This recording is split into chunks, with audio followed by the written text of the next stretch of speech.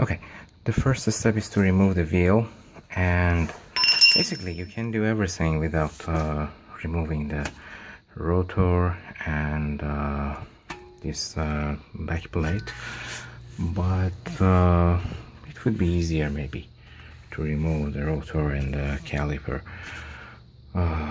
Yes, so I'm gonna remove those because I'm gonna rotate the pads anyhow, so then I will continue.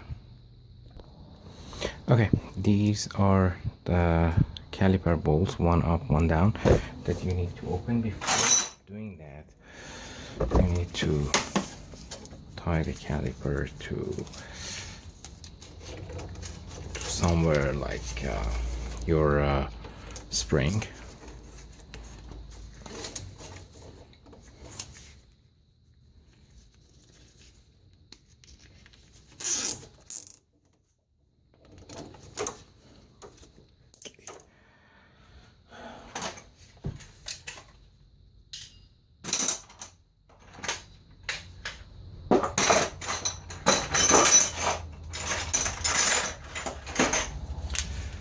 These are T55.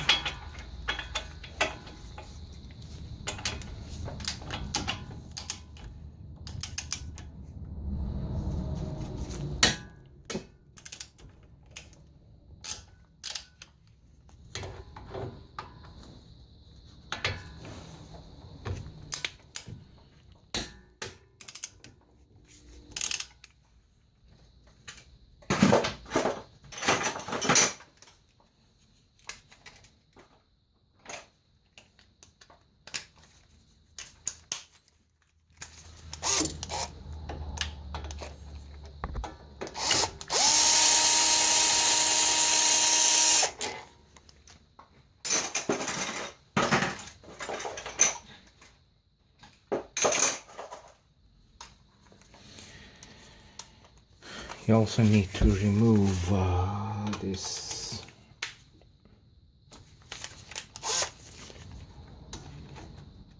$10mm bolt that keeps the bracket in place.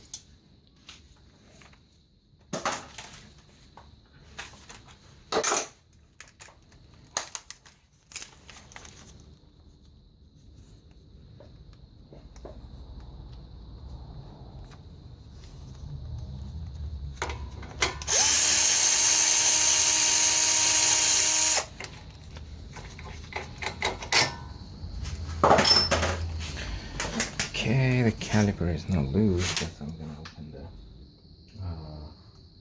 brakes.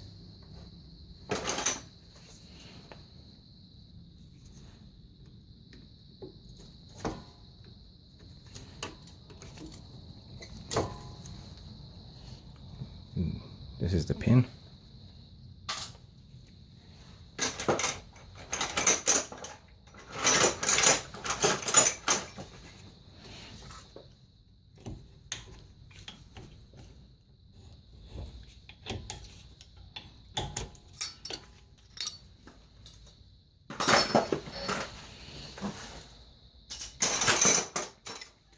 Just a little bit.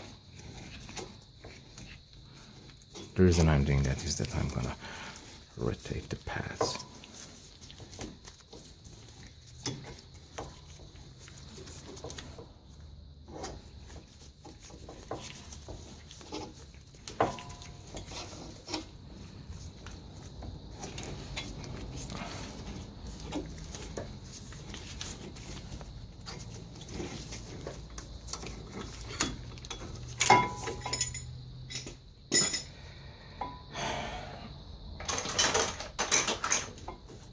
Remove the pads, these are in good condition, and mark the outer one.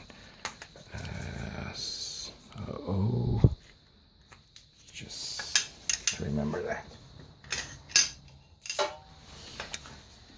Okay, the caliper is loose now. There we go. Now you open these two, excuse me,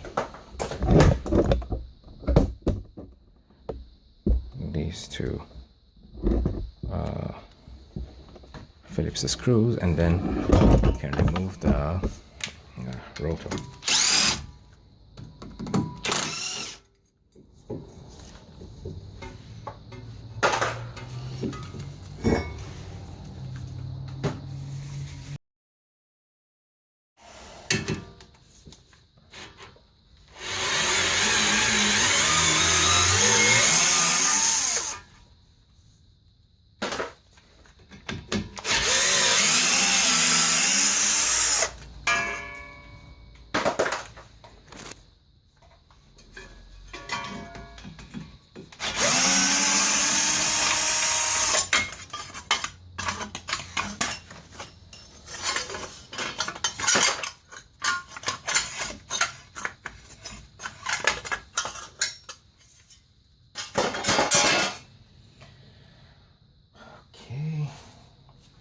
The next step is to open the ball joint here. Okay. You can open this joint by a fork or by some pressure tool, which is called ball joint spreader. Okay, this is how I open the ball joint. You need to keep the ball joint from moving by something like this. I mean, it's a T40. You can keep it with a wrench like this, and then you need to use a 18mm wrench to open the, excuse me, it's out of focus. Yeah. You need to use an 18mm wrench to open it. Okay, so this goes on top, and then okay.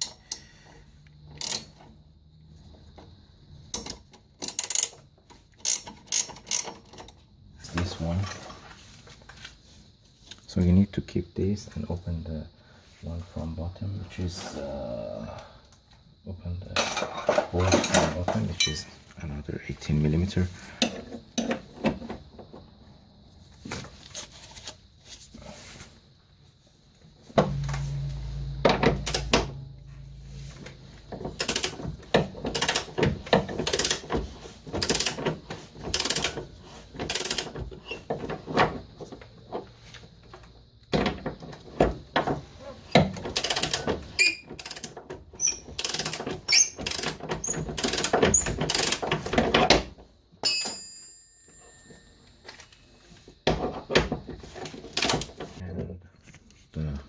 Thrust arm, and also that joint over there.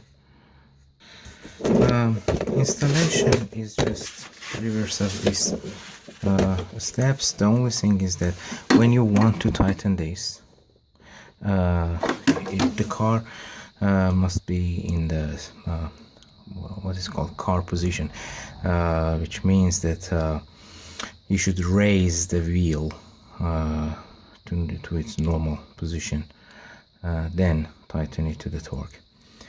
And what else? The ball joint needs to be tightened to 55 foot-pound, and the thrust arm 118 foot-pound. Yeah, I guess that's it.